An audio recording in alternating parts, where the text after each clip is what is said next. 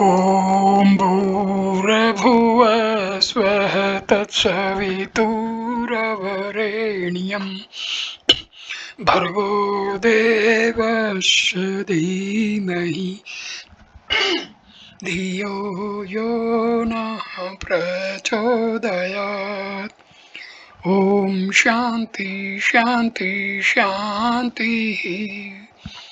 नमस्ते मेरे प्यारे दोस्तों, इस वीडियो में मैं आत्म परिष्कार की 3 सरल किंतु महान साधनाओं के बारे में कुछ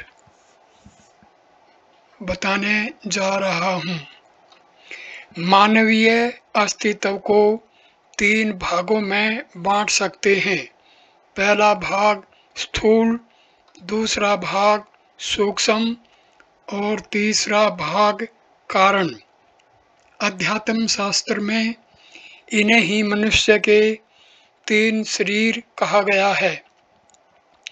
केले के तने की तरह अथवा प्याज की तरह परत दर परत उधेड़ते जाने पर हमें रक्त मांस निर्मित स्थूल शरीर के भीतर सूक्ष्म शरीर और उसके भी भीतर कारण शरीर का बोध होता है। मानो शरीर के ऊपर क्रमशः बनियान, कुर्ता, जैकेट पहन रखी गई हों। स्थूल शरीर माँ के पेट से प्रारंभ होकर शमशान घाट में समाप्त हो जाता है। यही लौकिक क्रियाकलापों का यही माध्यम है। खाने, सोने, चलने, रोटी कमाने, शुभ अशुभ कर्म करने, इंद्रिय सुख भोगने आदि के प्रयोजन इसी शरीर से पूरे होते हैं। सूक्ष्म शरीर चिंतन, मनन, आकांक्षा, अभिरुचि आदि मानसिक गतिविधियों का केंद्र व माध्यम है।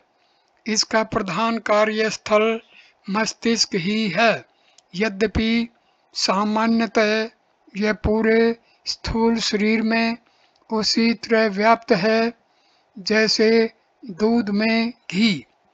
तीसरा कारण शरीर आत्मा के अति समीप है तथा उच्च क्षत्रिय दिव्य भावनाओं का आधार है। दया, प्रेम, कर्तव्यनिष्ठा, संयम, करुणा, सेवा, धर्म, कोमल, संवेदनादिक उच्च भाव इसी में उठते रहते हैं। जो लोग क्रूरता और दुष्टता में ही परिपक्व हो जाते हैं, उनका कारण शरीर भी क्रूर चेष्टाओं हेतु सहमत हो जाता है। साधना का अर्थ है इन तीनों ही शरीरों की समुचित साज संभाल और उत्कर्ष की व्यवस्था। साधना की दिशा में प्राथमिक पग है उपासना, भजन, पूजन, जप, ध्यान, व्रत, उपवास आदि। उपासना अभ्यास मन की प्रवृत्ति को पदार्थ परकता से चेतना की ओर मोड़ते हैं। विश्वव्यापी चेतना के स्मरण और सानिध्य की अनुभूति की आकांक्षा जागृत हो जाने पर मनोवृत्तियों का वासना और तृष्णा की दिशा में भटकाव समय, शक्ति और पुरुषार्थ का भयानक दुरुपयोग होने प्रतीत होने लगता है। तब मन शक्ति को संयमित कर परमार्थ में नियोजित करने की प्रवृत्ति दृढ़ होती जाती है। यही साधना है। उपासना दिन के एक छोटे से अंश में निश्चित समय तक की जाती है। साधना एक अविच्छिन्न प्रक्रिया है। वह पूरे जीवन का ही नाम है। साधना में जीवन आंतरिक पवित्रता को निखरता जाता है और ईश्वरीय प्रकाश का दिव्य दर्शन कराता है। मानवीय व्यक्तित्व में देवताओं के अवतरण की यह प्रक्रिया है। साधना के दो वर्ग हैं। पहला, विशिष्ट लोगों की विशिष्ट प्रयोजन हेतु विनिर्मित विशिष्ट प्रक्रिया। दूसरा, सर्वसाधारण के लिए सहज सुगम सौम्य पद्धति। विशिष्ट प्रक्रियाएं असाधारण मनोबल संपन्न कठोर तपश्चर्या के लिए समुद्दित सांसारिक उत्तरदायियों से निवृत्त लोगों, योगी यति एकांतवासी लोगों के लिए हैं। हठ योग, षटचक्र वेदन, कुंडलिनी जागरण, लय योग, ऋजु योग, तंत्र योग, प्राण योग आदि की साधनाएं इसी वर्ग की हैं। पर यह मार्ग अत्यंत कठिन है।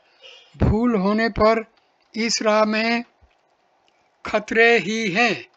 निश्चय ही इसमें रिद्धि सिद्धि प्राप्त होती है, पर उन उपलब्धियों से चमत्कार प्रदर्शन द्वारा लोगों को विस्मित चकित कर देने की बात आकांक्षा मात्र अहंकार ही बढ़ाती है। सिद्धियों द्वारा किसी का तात्कालिक कष्ट निवारण भी संभव है और उसमें थोड़ा बहुत आत्म संतोष भी प्राप्त हो जाता है, लेकिन यह मार्ग है जोखिम भरा ही। चमत्कारों के लोभ से इस राह पर चल पड़ने वाले अधिकांश साधक साधना पथ की कठिनाइयों और लंबाई से निराश होकर या तो विरत हो जाते हैं या फिर अपनी असफलता की झेप मिटाने के लिए धूर्तता के द्वारा लोगों का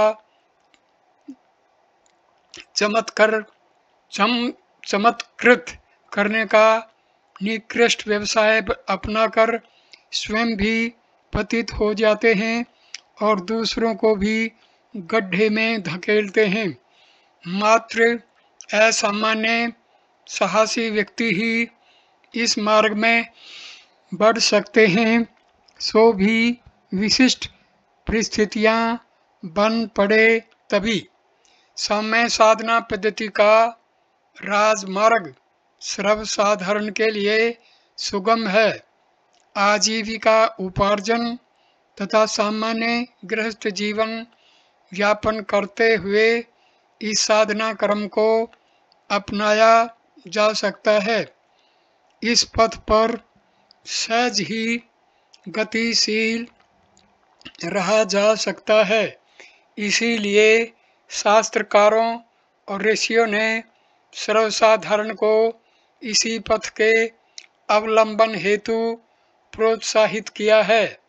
इस मार्ग द्वारा जादूगरी जैसे चमत्कार भले न प्राप्त हों, पर नर को नारायण की स्थिति तक पहुंचा देने का वास्तविक चमत्कार निश्चित ही संभव है। इस सौम्य साधना पद्धति द्वारा स्थूल सूक्ष्म कारण तीनों शरीरों का संस्कार परिष्कार परिमार्जन और परिवर्धन किया जाता है। इसके 3 प्रयोग हैं। पहला कर्म योग, दूसरा ज्ञान योग, तीसरा भक्ति योग। तीनों की सुसंतुलित क्रिया पद्धति का अवलंबन ही श्रेयकर है। श्रीमद् भगवत गीता में इसी प्रक्रिया का विवेचन है। धर्म शास्त्रों का विशालकाय कलेवर भी इसी त्रिविध तत्वज्ञान की विवेचना में ही खड़ा किया गया है। अपनी विचार पद्धति, कार्य पद्धति और भाव स्थिति में यदि इन अवस्थाओं का समुचित समावेश कर लिया जाए तो हम अपनी असह्य यंत्रणा को वर्तमान मनोभूमि से मुक्त होकर इसी शरीर से अपने जीवन में देवत्व के अभ्युदय की अनुभूति कर सकते हैं। देश काल पात्र की स्थिति के अनुसार साधनाओं को मूल उद्देश्य सुरक्षित रखते हुए कार्य पद्धति में सामयिक हेरफेर किए जाते रहे हैं और किए जाने ही चाहिए। सृष्टि के आरंभ से आज तक समय समय पर ऋषियों ने इसी त्रिविध साधना का विभिन्न विधि विधानों के रूप में अपने समय के साधकों की मनोभूमि तथा सामाजिक परिस्थितियों को ध्यान में रखते हुए मार्ग निर्देश किया है।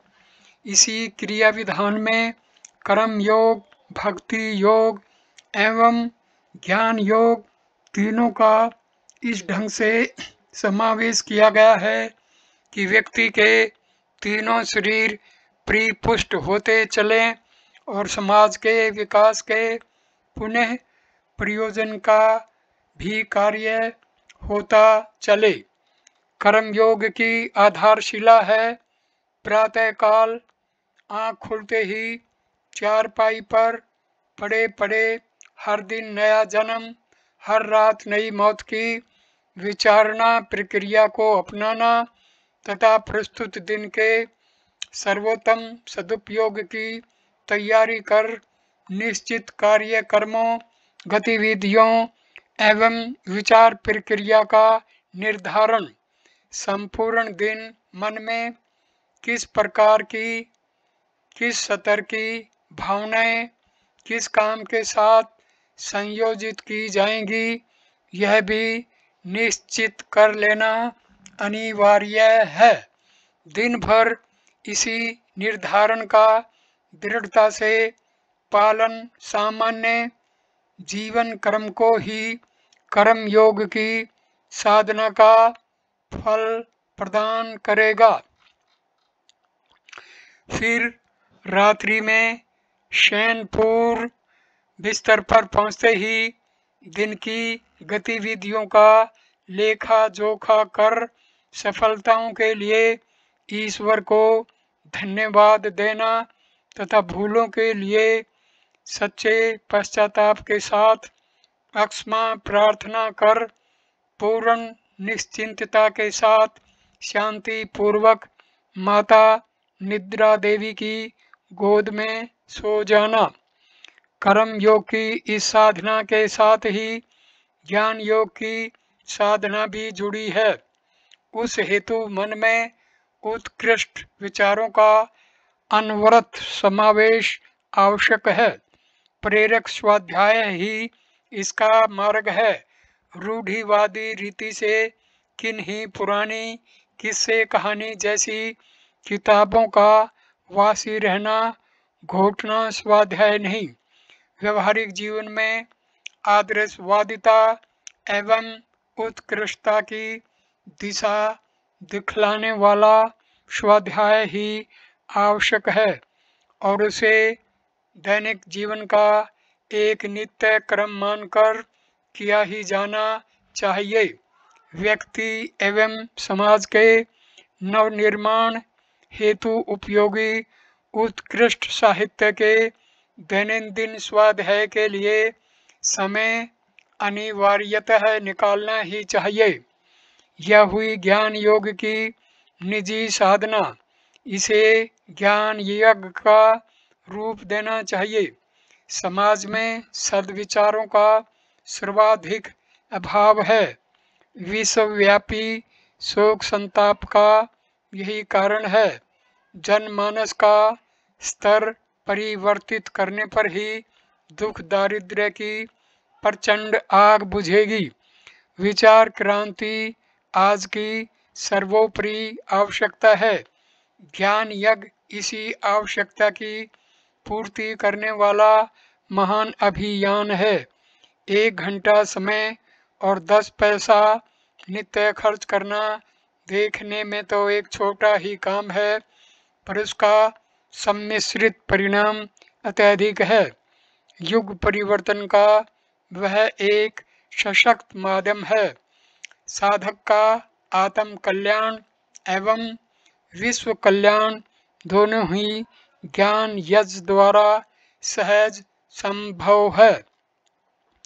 भक्ति योग का अर्थ है अंतरात्मा में दिव्य भावनाओं का अनवरत प्रवाह, परम ब्रह्म से अपने अनन्य प्रेम का समरण, तादात्म्य की प्रचंड अनुभूति और जघन्य उभय पक्षीय प्रेम हिलोर की प्रखर अनुभूति का समरण अभ्यास अवरुद्ध आंतरिक रस स्रोतों को पुनः मुक्त करता है। इन गहरे प्रेम स्रोतों का प्रांजल प्रवाह संपूर्ण परिवेश में सरसता, सौमनस्य तथा प्रफुल्लता की वृद्धि करता है। सच्चा प्रेमी, सच्चा भक्त मात्र ईश्वरीय ध्यान छवि को प्यार नहीं करता, अपितु ब्रह्मांड में संव्याप्त ईश्वरीय सत्ता से प्राणी मात्र से अनन्य आत्मीयता भरा प्रेम संबंध प्रस्थापित कर लेता है। यह तादात्म्य भावना पग पग पर करुणा, उदारता, सद्भाव, सहृदयता, सहानुभूति, सेवा, सज्जनता के रूप में, कार्य रूप में प्रकट परिणत होती रहती है। ईश्वर भक्त परिग्रही या स्वार्थी कैसे हो सकता है? उसके लिए तो एक ही मार्ग है, अपनी समस्त उपलब्धियों का विश्व मानव के चरणों में व्यवहारतः समर्पित कर देना। इससे कम में कभी भी ईश्वरीय अनुकंपा प्राप्त भी नहीं हो सकती। लोक मंगल में अपना सर्वत्र समर्पण करने वाला परमार्थ प्राण व्यक्ति ही सच्चा ईश्वर भक्त कहा जा सकता है। अपने परिवार का पालन भी वह इसी भाव भूमि के आधार पर ही करता है। सभी लोगों के साथ उसके व्यवहार का भी यही आधार होता है। वासना तृष्णा से सर्वथा रहित, निर्मल, निश्चिंत अंतःकरण वाला व्यक्ति ही भक्ति योग का भी यही आधार होता है। वासना तृष्णा से सर्वथा रहित, निर्मल, निश्चिंत अंतःकरण वाला व्यक्ति ही भक्ति योग का अधिकारी है। शबरी, मीरा, सूरदास, तुलसीदास आदि भक्तों ने तथा सभी ऋषि मुनियों ने इसी भाव भूमि पर पहुंचकर ईश्वर दर्शन, आत्म साक्षात्कार का परमानंद प्राप्त किया था और सभी दूसरों के लिए भी वही राजमार्ग खुला है। स्थूल शरीर का कर्म योग से परिष्कार, सूक्ष्म शरीर का ज्ञान योग द्वारा उत्कृष्ट एवं कारण शरीर में भक्ति योग द्वारा परमेश्वर की प्रतिष्ठापना ही सार्वभौम राजमार्ग है। परिष्कृत जीवन अपने लिए, परिवार के लिए और समस्त संसार के लिए मंगलमय होता है। मान्यताएं, आदतें, आकांक्षाएं परिवर्तित करने पर जीवन से बाह्य रूप का बदल जाना सहज सुनिश्चित है। उपासना और साधना इसी स्थिति को प्राप्त करने के लिए है। आत्मा का परिष्कृत स्वभाव ही परमात्मा है। इस परिष्कार की प्रक्रिया है आत्म निरीक्षण, आत्म सुधार, आत्म निर्माण और आत्म विकास। अपने आप को जितना निर्मल और परिष्कृत बनाया जाएगा, उसी अनुपात से ईश्वरीय दिव्य शक्तियों का अवतरण होता चला जाएगा। निर्मल दर्पण में प्रतिबिंब स्पष्ट दिखता है। निर्मल अंतःकरण में ईश्वर के दर्शन होते हैं और उसे देखने पर वह सब उपलब्ध हो जाता है जो कुछ इस संसार में पाने योग्य हैं। इस प्रकार हम अपने स्थूल, सूक्ष्म और कारण शरीरों को पवित्र बना सकते हैं। कर्म योग, ज्ञान योग और भक्ति योग के द्वारा। वास्तव में स्थूल शरीर, सूक्ष्म शरीर और कारण शरीर हमारा जो परमात्मा द्वारा बनाया गया देह है, वही तीनों शरीरों का समुच्चय है। तीनों शरीरों के योग से ही हमारा मानव शरीर बना है और इस प्रकार इस शरीर को पवित्र बनाने के लिए कर्म योग, ज्ञान योग और भक्ति योग का चलन हुआ है और जो लोग इन मार्गों पर चलते हैं वो आत्म साक्षात्कार और अंत में मुक्ति को प्राप्त हो सकते हैं। इसी समय मैं इस वीडियो को विराम देता हूँ। वीडियो देखने के लिए धन्यवाद मेरे दोस्तों। नमस्ते, नमस्कार।